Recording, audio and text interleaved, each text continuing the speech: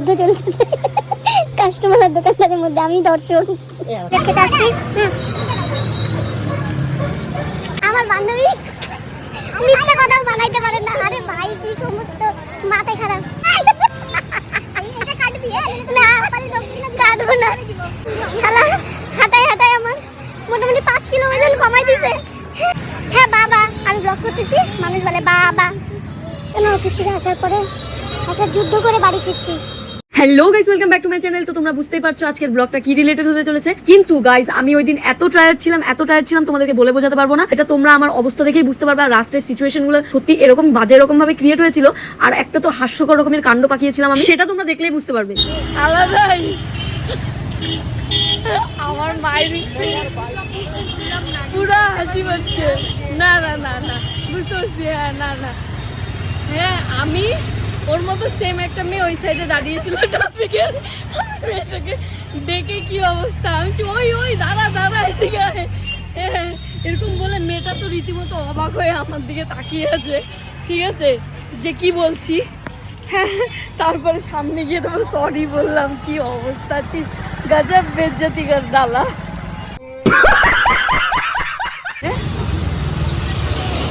কাঞ্চনজঙ্ঘা স্টেডিয়ামে trade fair চলছে। একটু পরে আসছি, দাঁড়াও দাঁড়াও, একটু পরে ঢুকবো, দাঁড়াও।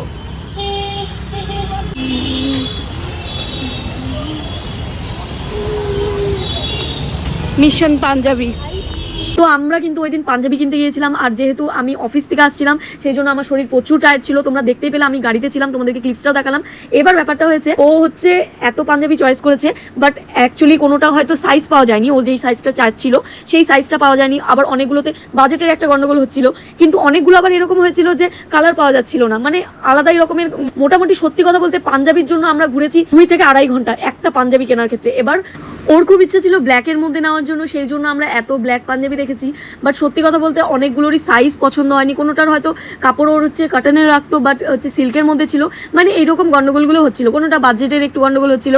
কিন্তু আমি পার্সোনালি আমার একটা হচ্ছে পাঞ্জাবি খুব বেশি পছন্দ হয়েছে, যেটা হচ্ছে ব্ল্যাকের মধ্যে ছিল, যেটা হচ্ছে বেগমপাড়ি কাচের এই যে পাঞ্জাবিটা দেখতে পাচ্ছ সেটা। তো যাই হোক আমরা কিন্তু চলে গেছিলাম পাঞ্জাবি হাউসে, পাঞ্জাবি ফ্যাশনে, পাঞ্জাবি হাটে। মানে ওখানকার যতগুলো পাঞ্জাবি দোকান ছিল সবগুলোতে আমাদের ঘোরা হয়ে গেছিল। এত টায়ার্ড হয়ে গেছিল সেই জন্য শরীর, মানে সেটা বলার আর বাইরে কি। এই যে দেখতে পাচ্ছ পাঞ্জাবি হাউস, এখানেও গিয়েছিলাম। সত্যি কথা বলতে এই পাঞ্জাবি হাউসে গিয়ে আমার একটা কালেকশন খুব বেশি পছন্দ হয়েছিল, যেটা আমার ফ্রেন্ডেরও পছন্দ হয়েছিল। কিন্তু না ওটাতে আর কালার ছিল না। মানে আমরা যেই কালারটা খুঁজছিলাম, বেসিক্যালি ভেবে গিয়েছিলাম যে এই কালারটা একটু চয়েস করব, তো সেই কালারটা কিন্তু পাইনি আমরা, সেই জন্য নেওয়া হয়নি। এবার এইদিকে কিন্তু ওয়েডিংয়ের হচ্ছে সব কেনাকাটা চলছিল। ওই যে পাশে দেখলে ওটা গ্রুম ছিল। এবার এখানে এই যে ড্রেসটা দেখতে পাচ্ছ, এবার এই কালারটা না আমাদের চয়েস হয়নি। আমরা চাইছিলাম যে একটু ব্ল্যাকের মধ্যে বা একটু অন্যান্য কালারের মধ্যে, কিন্তু সেটা পাইনি। যাই হোক তারপরে আবার অন্য দোকান গিয়েছিলাম।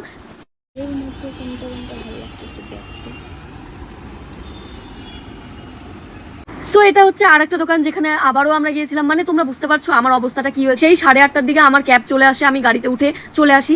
এবার তারপরে আমি নেমে অত দূর হেঁটে হেঁটে গেছি। তো যাই হোক কি বলবো, মাথা খারাপ হয়ে গেছিলো।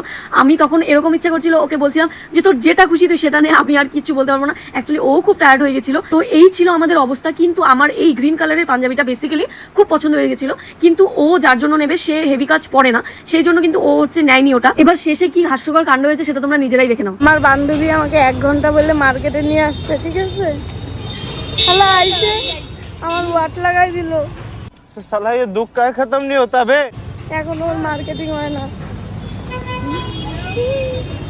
এবার আমি ওকে ফাইনাল ওয়ার্নিং দিয়ে দিয়েছিলাম যে তুই যদি এই দোকান থেকে না নিস তাহলে আমি গেলাম, চললাম, বাই বাই, টাটা, খাতাম। এবার তারপরে ফাইনালি গিয়ে এই যে পাঞ্জাবিটা দেখতে পাচ্ছ, এই পাঞ্জাবিটা একটু কালারটা ইউনিক ছিল। আর সত্যি কথা বলতে পাঞ্জাবিটা সত্যি ভীষণ সুন্দর ছিল, সেই জন্য আমাদের এক দেখাতেই চয়েস হয়ে গেছে। তো এত পাঞ্জাবি দেখার পরে লাস্টে পাঞ্জাবি ফ্যাশন থেকে এই পাঞ্জাবিটা নিয়েছি। আর সত্যি কথা বলতে ডিসকাউন্টও ভালো দিয়েছে।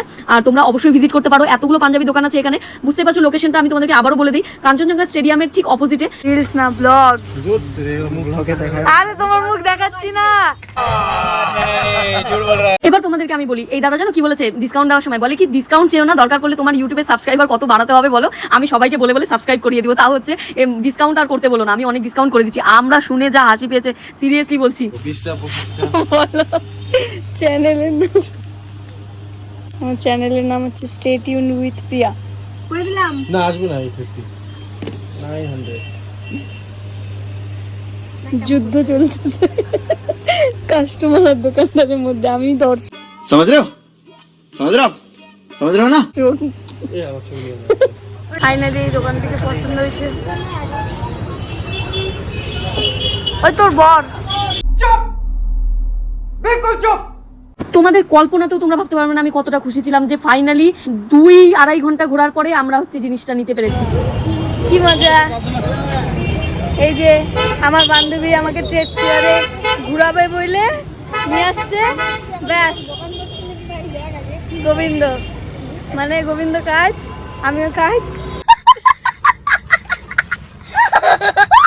ঠিক আছে, আমি অফিস থেকে ঢুকছি, এই আমার ফেস দেখে বুঝতে পারতেছো যে ওই যে ওর ফেস দেখো কেমন চকচক করতেছে, আর আমারটা মাটিতে মিশে গেছে। साला ये दुख का खत्म नहीं होता बे। কোন জায়গায় বলে হচ্ছে কাটলেটের দোকান আছে, আমাকে নিয়ে যাচ্ছে, হাঁটাই যাচ্ছে মেয়েটা। আমি বুঝতে পারছি ও টার্গেট নিছে মেলায় ঢুকাবে, ওই জন্য নিয়ে যাচ্ছে। থ্যাংক ইউ চ চ চ ঢুকবো। তো এই যে কাঞ্চনজঙ্ঘা স্টেডিয়াম, এখানে কাটলেট খেতে আসছি।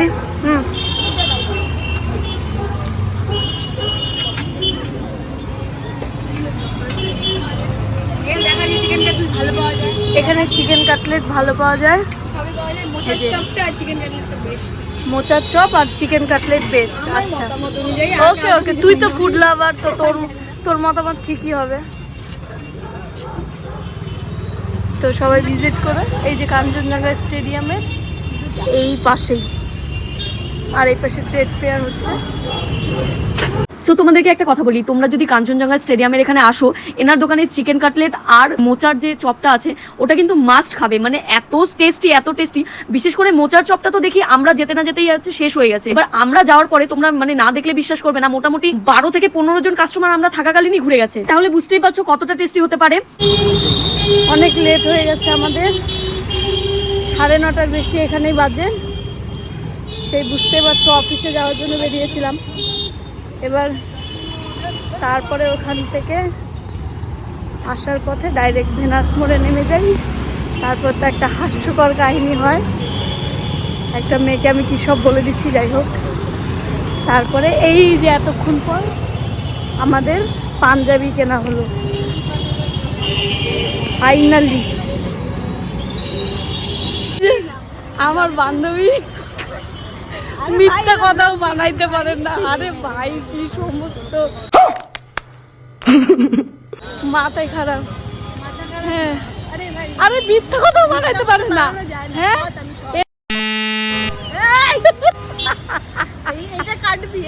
না কাটবো না, শালা হাঁটায় আমার মোটামুটি 5 কিলো ওজন কমাই দিছে। ও মা, ও তো হাঁটাইছে এই মেয়েটা আমাকে করে মারে, এখনো পৌঁছাই নাই, পাগলা হয়ে যাচ্ছে। হ্যাঁ বাবা, আমি ব্লগ করতেছি, মানুষ বলে বাবা। ও ভাই মারো মুঝে, মারো পাগল। সত্যি কথা বলতে রাস্তাঘাটে বেরোলে মানে ব্লগিং যখন শুরু করি তখন মানুষ এইভাবে তাকিয়ে থাকে, মানে আমরা মনে হয় ওর কিডনি দুটো চেয়ে বসেছি এইরকম ভাবে। এবার তোমাদেরকে আগেই বললাম যে প্রচুর লেট হয়ে গেছিলো। আর সত্যি কথা বলতে আমাদের বাড়ি যাওয়ার রাস্তাটা ঠিক মহাবিস্তান হয়ে যেতে হয়তো, এবার মহাবিস্তান পুরোটা একদম মোটামুটি দোকানপাট বন্ধ হয়ে গেছিলো, আর রেলগেটটা পার হয়ে যেতে ভীষণ ভয় লাগে। আর আমাদের বাড়ি যেতে আরও হচ্ছে আন্ডারগ্রাউন্ডগুলো পড়ে, সেগুলো আরোই ভয়ানক লাগে। এবার টোটোতে যে বসেছিলাম আমি হচ্ছে মানে 2 জন লোক উঠেছিল, কিন্তু দুজনই না একটু গুন্ডা টাইপস দেখতে। আমার ভীষণ ভয় লেগেছে, সিরিয়াসলি বলছি গাইজ।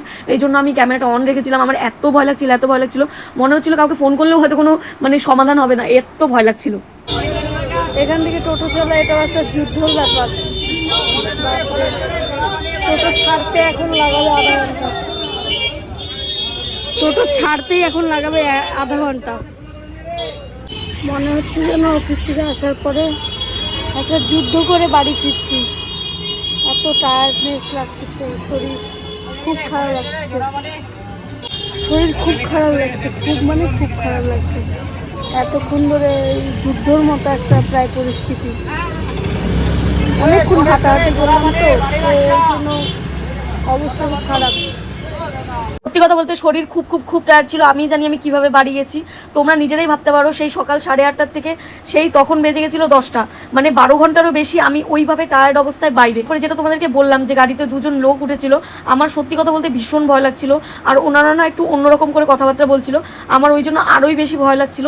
তো সেই জন্য আমি ক্যামেরাটা অন রেখেছি, যে মানে কিছু যাতে ভাবে যে হয়তো আমি কারোর সাথে ভিডিও কলে কথা বলছি, এরকম হয়তো যদি ভেবে থাকে তাহলে হয়তো আমার কিছু হবে না। মানে এইরকম একটা সত্যি কথা বলতে ইনসিকিউর খুব ফিল করছিলাম, কেননা রাস্তাটাই এতটা অন্ধকার আর অত রাতে না মোটামুটি একটা মেয়ে আসা একটু আনসেফ বলেই আমার মনে হয়।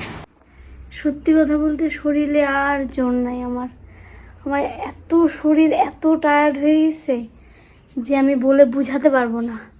এত ঘুরেছি ট্রেড ফেয়ারে লাস্টে যাওয়াই হলো না। তো কি বলবো, টাইমের অভাবে এবার রাত হয়ে যাচ্ছিল, তো ট্রেড ফেয়ারে তো আর যাওয়া হলো না। যাই হোক, তো ব্লগটা তোমাদের কেমন লাগবে অবশ্যই জানিও। এত টায়ার্ড হয়ে গেছি যে আমি ঠিক করে বলতেও পারছি না। তো ব্লগটা কেমন লাগলো তোমাদের অবশ্যই জানিও। আর আমার চ্যানেলে যদি নতুন হয়ে থাকো চ্যানেলটাকে প্লিজ সাবস্ক্রাইব করে দিও। Thank you so much for watching my video. Love you, tata.